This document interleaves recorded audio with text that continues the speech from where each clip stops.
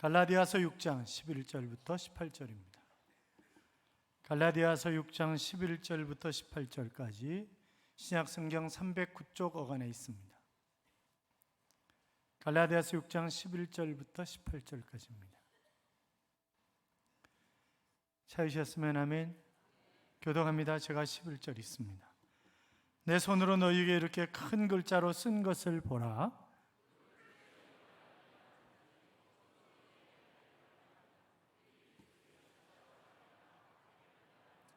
할례를 받은 그들이라도 스스로 율법은 지키지 아니하고 너희에게 할례를 받게 하려는 것은 그들이 너희의 육체로 자랑하려 함이라.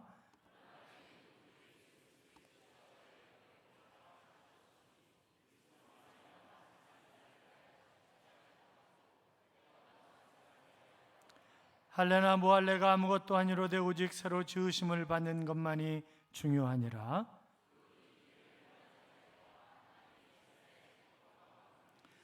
이후로는 누구든지 나를 괴롭게 하지 말라. 내가 내 몸에 예수의 흔적을 지니고 있노라.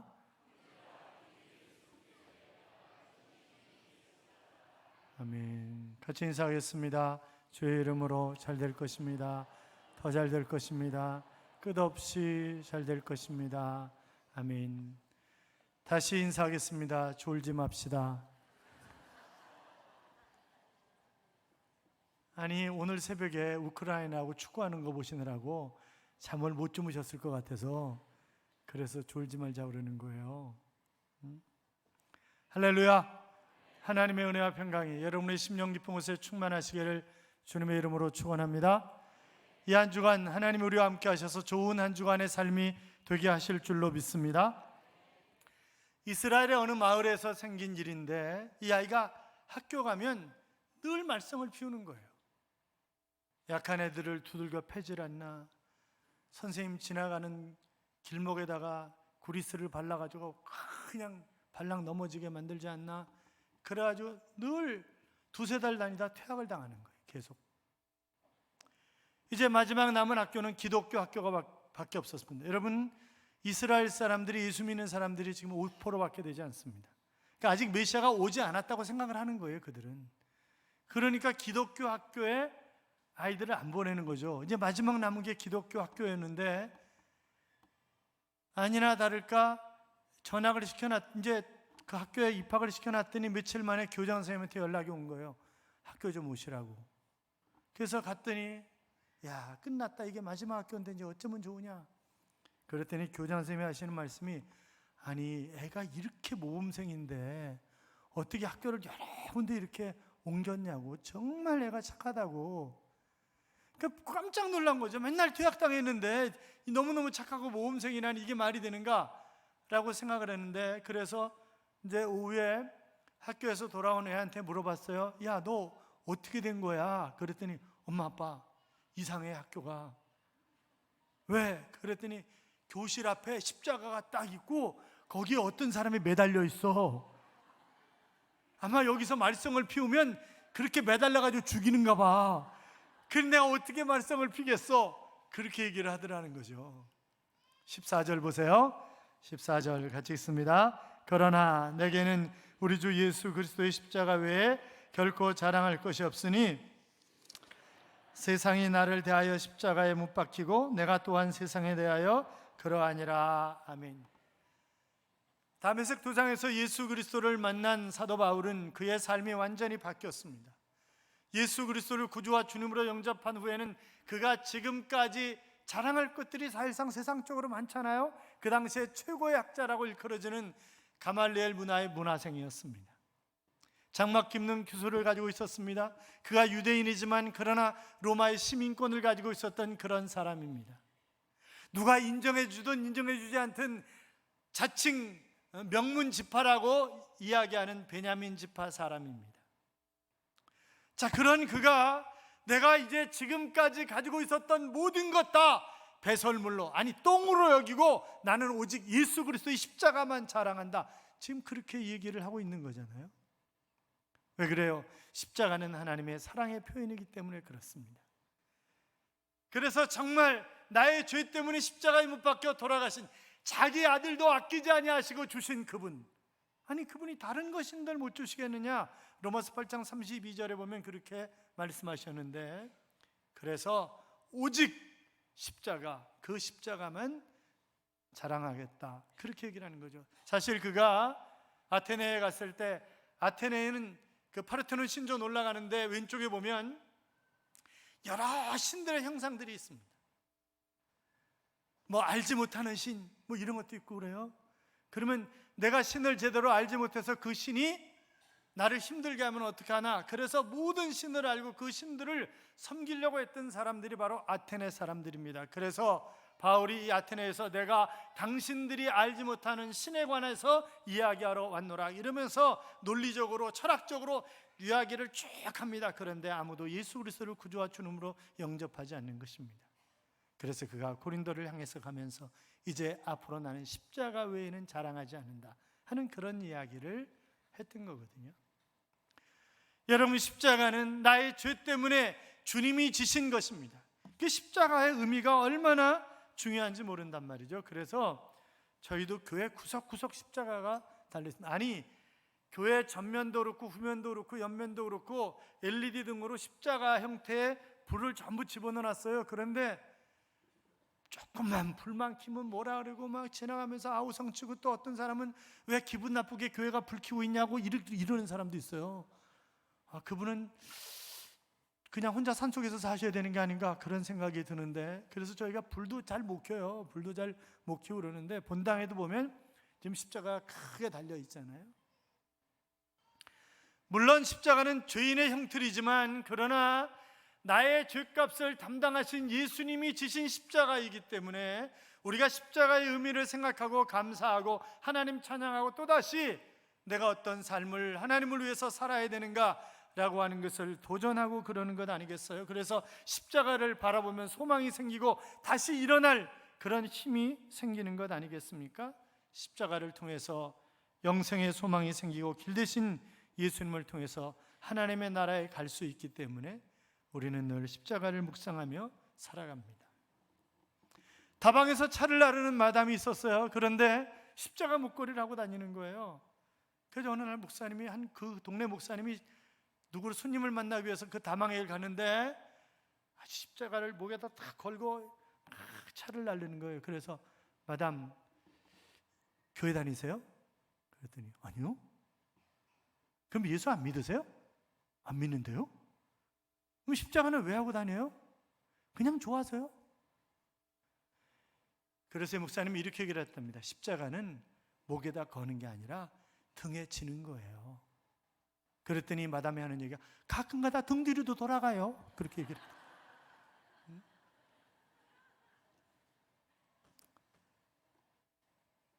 바울은 예수의 흔적을 가졌다고 고백을 합니다.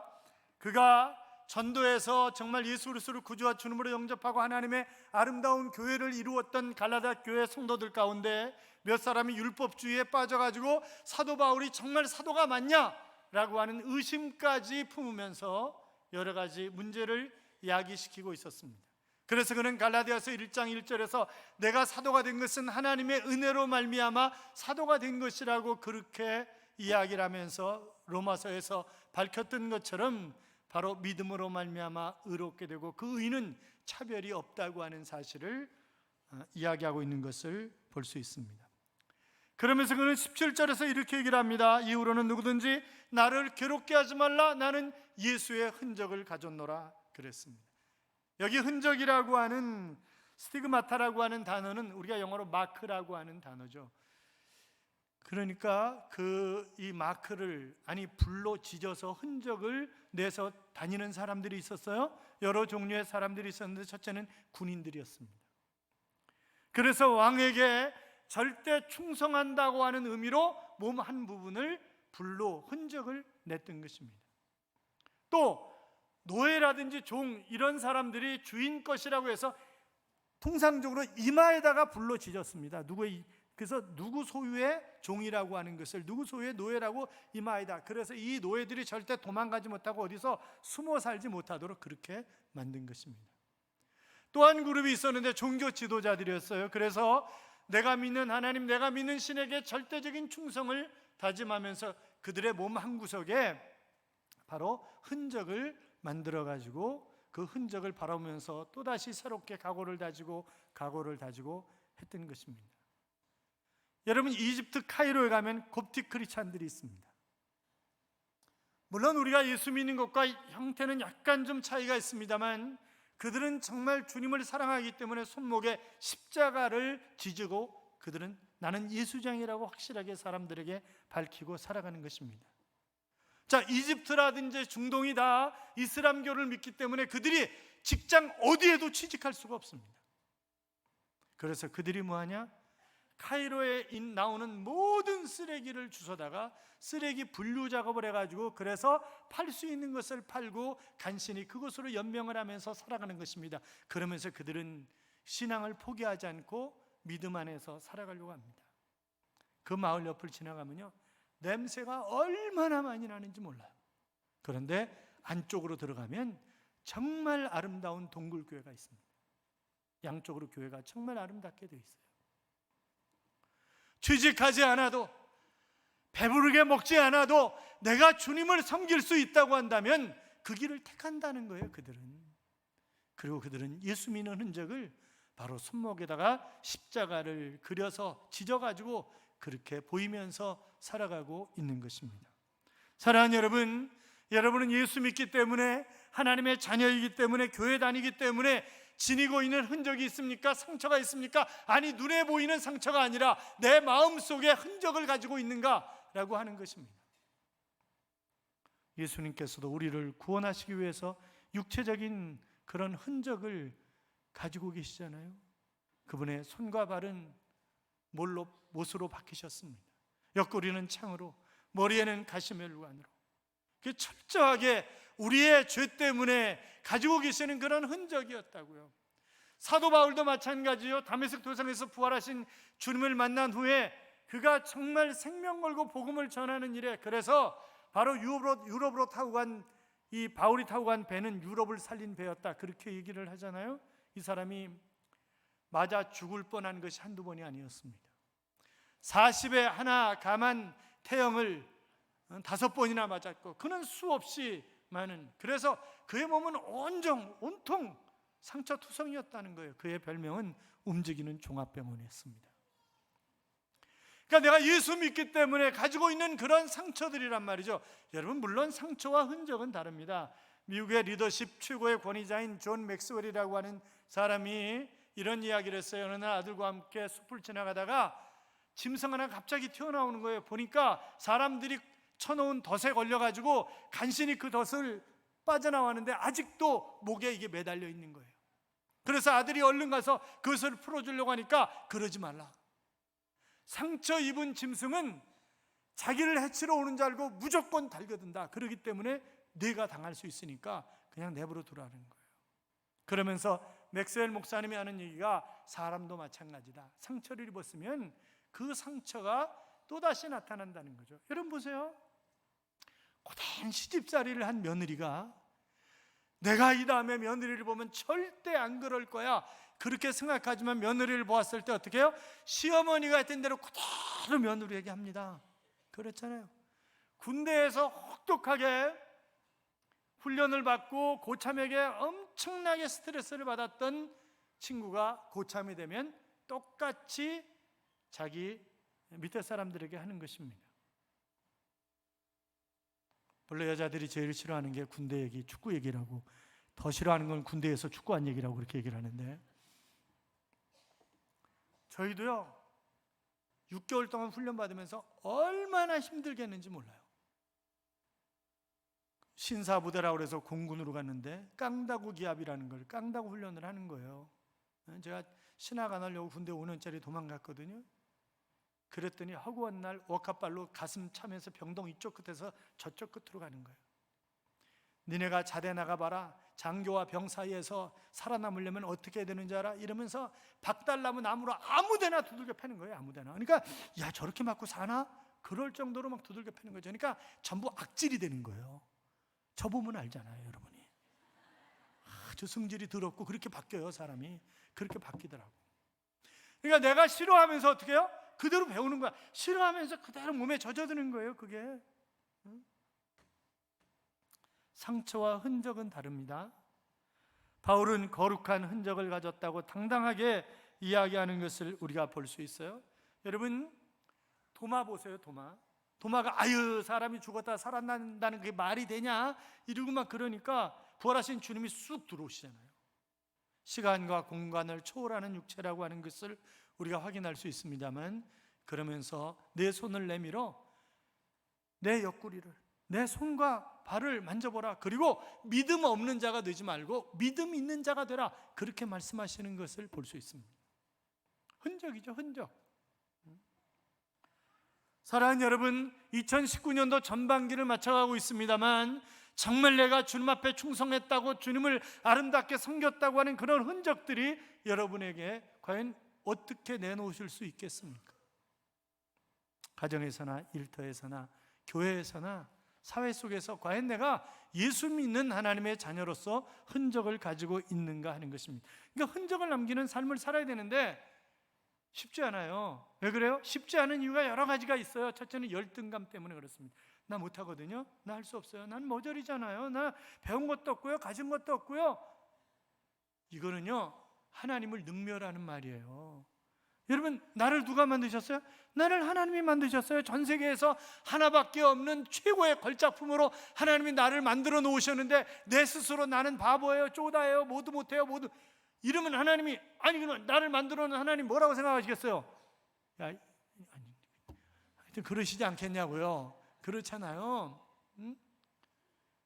모세도 그러죠. 모세도 내가 누구간데 저는 못해요, 이제 그런 얘기잖아요. 내가 누구간데 저는 못해요.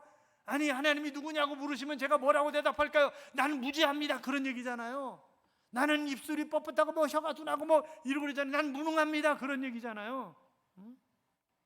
주여 보낼 만한 자를 보내소서. 이거는 뭐예요? 난 못해요, 이제 그런 얘기잖아요. 그래도 참 자비와 긍휼이 많으신 하나님이 그를 다듬어 가지고 그래도 쓰시잖아요. 보면 사랑하는 여러분, 분명히 믿기는 하나님이 여러분이 필요하시기 때문에 이 자리로 보내신 줄로 믿습니다. 필요하니까 보내셨지, 필요 없는데 보내신 거 아니에요. 그런데 자꾸 내가 열등감 가지고 또 교만하면 또 그러잖아요. 교만하면 그러면서 집사님 왜 선교회 안 들어가요? 수준이 안 맞아요. 뭔 수준이 안 맞는데? 아이고 애들 노는 것 같아요. 수준이 안 맞아요. 그러는 거예요. 아니 수준이 안 맞다니 본인은 무슨 수준인데 도대체. 아니 여러분 집에서 형제 자매들끼리, 우리 아버지가 다 하나님이잖아요. 어머니가 교회잖아요. 아니 집안에서 다 형제들인데 형제들, 야 너는 수준이 안 맞으니까 앞으로 형하고 말하지 마, 그렇게 얘기해요? 아니에요. 부족한 거 채워주고 함께 가는 거예요. 그렇잖아요. 그런데 교만해가지고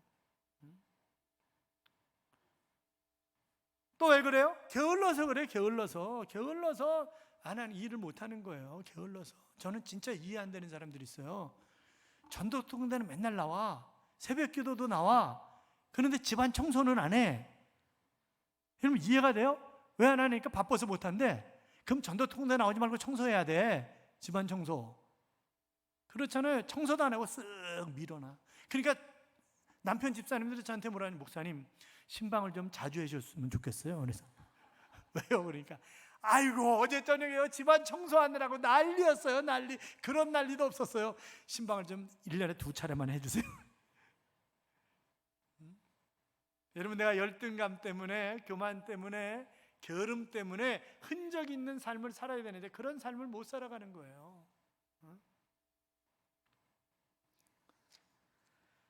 여러분 믿음의 선배들 보세요. 호렙산에서 떨기나무 불꽃 가운데 타지 않는 그런 흔적을 가지고 있었던 사람이 모세입니다. 다메섹 도상에서 사울아 사울아 네가 왜 나를 핍박하느냐, 그렇게 주님을 만난 흔적을 가지고 있었던 사람이 바울이잖아요. 여러분 안 그래요? 사무엘은 그가 사무엘아 사무엘아 라고 3번씩이나 자기를 부르시는 하나님의 음성을 들었던 그런 흔적을 가지고 있는 사람이 사무엘이잖아요. 감리교회 창시자인 존 웨슬레는 올더 스케이트 거리에서 정말 가슴이 뜨거워지는 그런 체험을 했습니다. 사랑하는 여러분, 아마 여러분도 마찬가지일 거예요. 여러분도 여러 가지 흔적을 가지고 있는데, 그런데 잊어버렸어. 그 흔적을 잊어버렸어. 생각이 잘 안 나.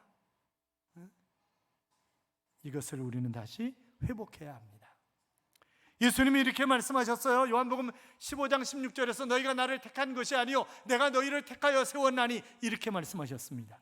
나를 택하여 세우신 그분 앞에 그분이 원하시는 그런 아름다운 삶을 살아가면서 귀한 흔적을 남겨야 되지 않겠습니까? 초기 기독교 신자인 터툴리아는 이런 얘기를 했습니다. 햇빛은 하수구까지 골고루 비추지만 그러나 더러워지지는 않는다 그랬어요. 너희는 세상의 빛이라, 너희는 세상의 소금이라, 그렇게 말씀하셨잖아요. 우리가 정말 빛과 소금된 그런 삶을 살아가면 어두운 곳이 밝혀져야 되는 거죠. 썩어져 가는 것이 멈춰야 되는 거죠. 그런데 내가 빛의 역할을, 소금의 역할을 제대로 하지 못하면요, 내가 어두워지고 내가 썩어요. 그렇지 않습니까? 내가 어두워지고 내가 썩는다고. 사랑하는 여러분, 우리를 구원하신 하나님은 지금도 성령으로 우리와 함께 하시는 하나님이신 줄로 믿습니다. 그러므로 일터에서, 학교에서, 가정에서, 교회에서 하나님과 동행하는 그런 흔적을 남기면서 우리가 살아야 된다고요. 자, 14절, 15절 다시 한번 읽어요. 14절, 15절 다시 한번 읽겠습니다. 그러나 내게는 우리 주 예수 그리스도의 십자가 외에 결코 자랑할 것이 없으니 그리스도로 말미암아 세상이 나를 대하여 십자가에 못 박히고 내가 또한 세상에 대하여 그러하니라. 할례나 무할례가 아무것도 아니로되 오직 새로 지으심을 받은 것만이 중요하니라. 아멘. 자, 여기 키포인트가 뭐예요? 새로 지음 받은 것만이 중요하다는 거예요. 내가 할례 받았느냐 할례 받지 않았느냐라고 하는 것이 중요한 게 아니라는 게, 다시 한번 말씀드려요. 남자아이를 낳으면 할례를 해야 된다고요? 할례가 뭐예요? 지금으로 얘기하면 포경수술이에요. 제가 말씀드렸잖아요. 뉴욕 메디컬 센터가 유대인 부부들은 절대 부인이 자궁암에 안 걸린다는 거예요. 그 이유가 할례라는 거예요. 그러니까 남자아이들은 할례를 시켜줘야 된다. 자, 지금 이제 뭐예요? 여기 보면 새로 지음 받은 것만이 중요하다. 내가 할례 받았냐 할례 받지 않았냐라고 하는 것이 중요한 것이 아니라 내가 예수 그리스도의 보혈의 피로 말미암아 새로 지음 받은, 보라 이전 것은 지나갔으니 새 것이 되었도다, 그렇게 말씀하셨는데 예수 그리스도로 말미암아 새로운 사람이 된 것, 그래서 그것을 새 이스라엘이다, 영적 이스라엘이다, 이런 표현을 쓰고 있는 거잖아요. 여러분, 아브라함 후손들이, 육적인 후손들이 새 이스라엘이 아니라고요. 예수 그리스도를 영접하고 흔적을 가지고 사는 사람들, 그들이 바로 새 예루살렘이고 바로 영적 이스라엘이라고요. 그래서 로마서 1장 16절에 보시면 이 복음은 모든 믿는 자에게 구원을 주시는 하나님의 능력이 됨이라. 첫째는 유대인에게로 둘째는 헬라인에게로다 그랬습니다. 로마서 3장 22절에 보시면 곧 예수 그리스도를 믿음으로 말미암아 모든 자에게 미치는 그런 하나님의 은이 차별이 없느니라 그랬습니다. 교회를 얘기하는 거죠. 같은 신앙 고백을 하는 그런 공동체인 교회를 의미하는 것인데, 사랑하는 여러분, 마음판에 예수 그리스도의 사랑, 그분이 나를 구원하신 것에 대한 은혜, 거기에 감격해서 흔적을 남기고 살아가는 그런 삶이 우리의 삶이 될 수 있기를 주님의 이름으로 축원합니다. 30년 동안 선교를 하면서 예수의 역을 맡은 그런 안톤 리지라고 하는 배우가 있습니다. 어느 날 연극을 했는데 한 부부가 너무너무 감동을 받은 거예요. 그래가지고 십자가를 나도 좀 한번 지게 해달라고 이 남편이 와가지고 요구를 하는 거죠. 그럼 한번 저기 있으니까 한번 접으시라고. 얼마나 무거운지 폭 꼬꾸라지는 거예요. 그래서 아니, 연극하시는데 뭘 이렇게 십자가를 무거운 거를 지고 하시냐고 그랬더니, 예수님이 당한 고난을 체험하지 못하면 예수님의 역을 어떻게 할 수 있겠어요? 그렇게 대답을 하더라는 거죠. 사랑하는 성도 여러분, 여러분이 지신 십자가가 무엇입니까? 그 흔적이 무엇입니까? 그것이 주님께서 기꺼이 나에게 쥐라고 주신 십자가라면 너희가 자기 십자가를 지고 나를 따라야 내 제자가 되리라, 그렇게 말씀하셨는데, 여러분, 주님이 지어주신 십자가를 잘 감당하면서 흔적을 남기는 그런 삶을 살아 마지막 날 주님 오실 때 주님 앞에 아름답게 서서 흔적을 보일 수 있는 그런 삶이 우리 모두의 삶이 될 수 있기를 주님의 이름으로 축원합니다. 축원합니다.